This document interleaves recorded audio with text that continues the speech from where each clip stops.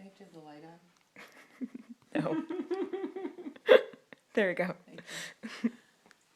My father bought the Quincy Hill House in 1972, although the calendar on the wall in the kitchen said 1942.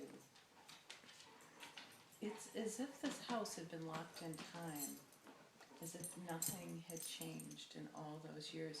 When we first got the house, it was in September. Are you hearing this panting? These chains rattling.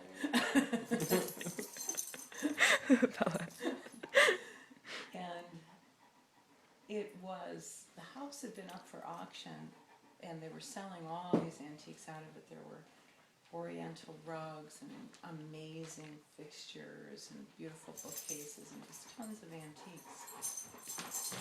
And he said, don't sell anything else. I want everything as is. You know, I'm buying everything lock, stock, and barrel. But when he came back the next year, it took a while for the house to close. Many things were gone. The oriental carpet, the bookcases had been stripped out. So a lot of the fine antiques had been gone. But as kids, when we first came to this house, and I was like 13, it was incredible. There's 19 rooms, and the house itself was built in 1872 in the Italianate style. And it was just incredible. There was this door underneath, this doorbell underneath the, like in the dining room, underneath the carpeting, that you could step on, bring, bring, bring, and it would call the butler from the kitchen. Wow. And Larry would just like unceasingly ring that, he was like a toddler, over and over and over, ring that bell, bring, bring, bring. So finally my dad had it disconnected because it was driving everybody crazy. And it was just a fabulous house. We would run through her, but we as kids also sensed the presence of other beings here. Sometimes it was just to chill up your spine. Sometimes it was footsteps on the stairway when you knew everybody was tucked into bed. And then it started, that first summer that we were here. Charlie came up before everybody else because he was going to mow the lawn, and he was like, in junior high. And he was upstairs in bed when he heard the sound of many footsteps downstairs in this hallway.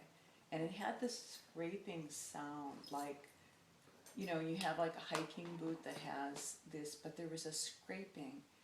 And the miners used to wear these boots with hobnails in them. That's what gave them traction. It was before, they had leather soles, and then they had nails pounded into the soles. And it made this very strange sound. And Charlie was sure there were a bunch of people that had just come in the house. It was the middle of the night. And he ran down. He was very brave, and he had his bow and arrow. He was the only one in the house. Runs down the stairs with his bow and arrow, and there is no one here. That was the first of many incidents that not only piqued our imaginations, but ultimately convinced others of this presence.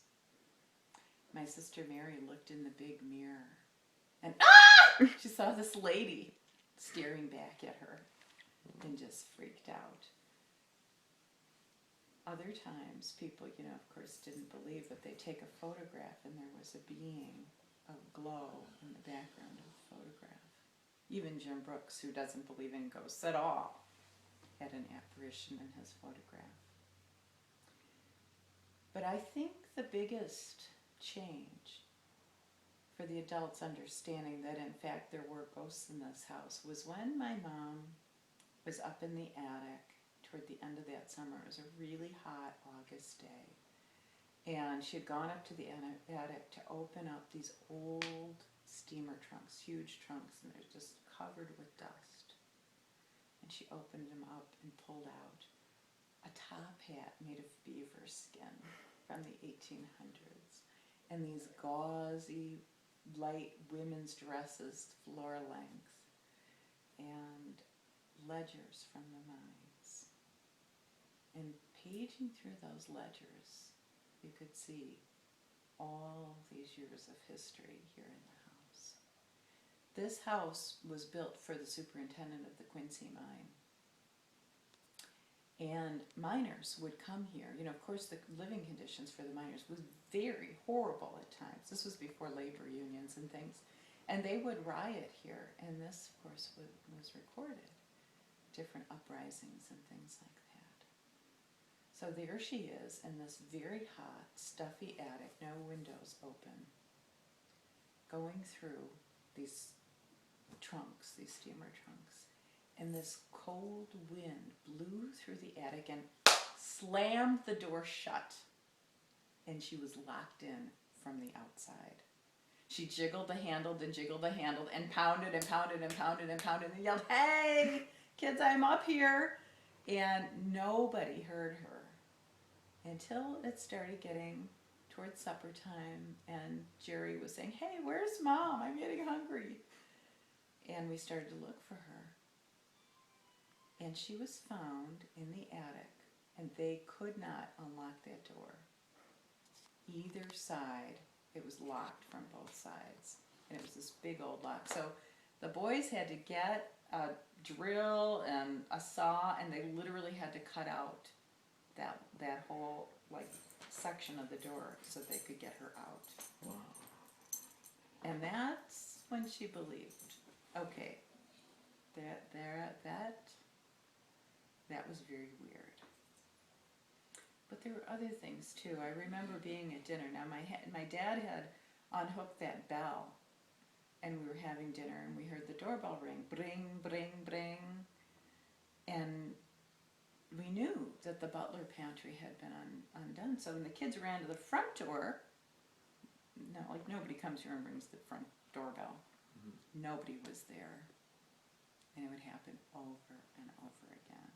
So my, dad said, "Oh, people are playing Ding Dong Ditch or whatever." But it was very odd. And it wasn't until later that we discovered why that doorbell was ringing over and over again. So this house's history has to do with the Lawton family. Charles Lawton was the mining captain or mining superintendent in the early 1900s. And he didn't have any children, he and his wife. And his wife apparently had some money because people had reported her wearing a diamond brooch to church during their heydays. But there was a gardener and a housekeeper. And the housekeeper lived with Mrs. Lawton. Charles became infirmed and the Depression came. He was in a wheelchair. You probably saw the wheelchair in the attic. Mm-hmm. And Mrs. Lawton, after he died, became a recluse. And apparently didn't leave the house after that. And so when we bought the house, that pantry was filled with jars of ancient peaches and tomatoes and different things that were canned in ball jars turned gray. It was really creepy. And we didn't know why the townspeople here were afraid of this house. Except that my dad got it at a great buy, and nobody would come here to do work on it. It turns out that Mrs. Lawton had lived here alone and with the housekeeper, and one day went out to get the newspaper. Now here in the winter, the snow gets so high, it literally covers those windows. I have been here. It can get unbelievably high and deep, and it can get so incredibly cold and icy. So she went out to get the newspaper, and the door slammed shut behind her and locked. Now some say the housekeeper was in the house, and others say she wasn't. Of course the housekeeper said she wasn't here. But the fact is that Mrs. Lawton was outdoors without her coat, an old, frail lady, and she made her way through the snow to the front door and rang the doorbell. Bring, bring, bring, and pounded and shouted, which makes me think that the housekeeper was here. And then she trailed through the deep, deep snow to the side porch, which was off the library here, and you could see the scratch marks on the door where she finally froze on those stairs. Her brooch was missing. Her nephew from out east came to try to find it, and as kids, we looked in every single possible place, and we would tap the walls and the doors to try to figure out, if there was a secret place. That we had heard stories that there was an underground passage between the mining building next door, which was the purser's office, where the miners got paid, and this house. And in fact, a few years ago, one of the guys over at the park said they found it. They found the passage. It's for real. We haven't found it on this end yet. In fact, in that dungeon, when we first moved here, it was really creepy. There were chains, shackles on the walls. When you went down those stairs, there was a closet that was just filled with chloroform. And perhaps you notice that when you go through that very strange door that has a little hole in it, like it was used as a prison, and you can slide food through it, perhaps, that there's a wall. It makes me think of the cask of the Amontillado from Edgar Allan Poe.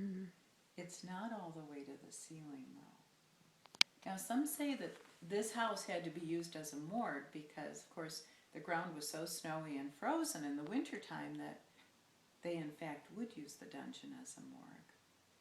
Others say that it was used as a prison, and hence the shackles on the walls and the very strange little hole cut in the door for passing something through the bottom. But it's also possible and likely that miners were buried here. Those that came rioting at the front door and were politely let in never reappeared. Perhaps they were murdered and buried down there, or perhaps others were murdered or died and buried downstairs. But that wall definitely needs excavation. It doesn't go all the way to the ceiling, and it's quite deep. We know that other ghosts besides Mrs. Lawton have come or live here. When I was telling this story just a couple weeks ago, actually 1 week ago tonight, my brother Charlie was here, and he had never heard me tell this story, and he said absolutely everything you said was true and did happen. And then he told me about other things that I didn't know, and he said there's many other things. But one thing, when he was a teenager, like 16 or 17, here in this house, he was here upstairs, and you know where the maid's quarter is, there to the attic stairs, he saw somebody come in, and he thought it was one of the students that my dad was renting the house to. It was a big figure, and it was definitely a person that came in. And he said, hey, hi, I'm here. And he walked back there to greet them. And there was no one there at all. He had been in the house earlier, and those back stairs were so dusty leading up to the attic that they were just completely dusty. But now he noticed there was one single bare footprint in the dust. Halfway up. So many, many strange things have happened here, and the thing is that we don't believe Mrs. Lawton is a malicious ghost, and Gabriel has exorcised the house for any evil spirits. There was a more recent suicide in the attic. How long ago? A few years.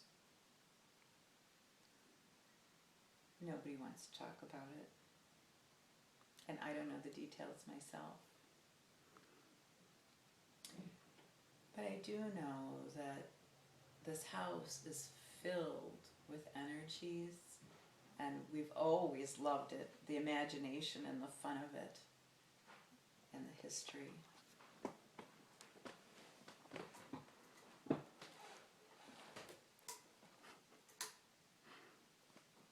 And I hope that you'll enjoy it tonight too.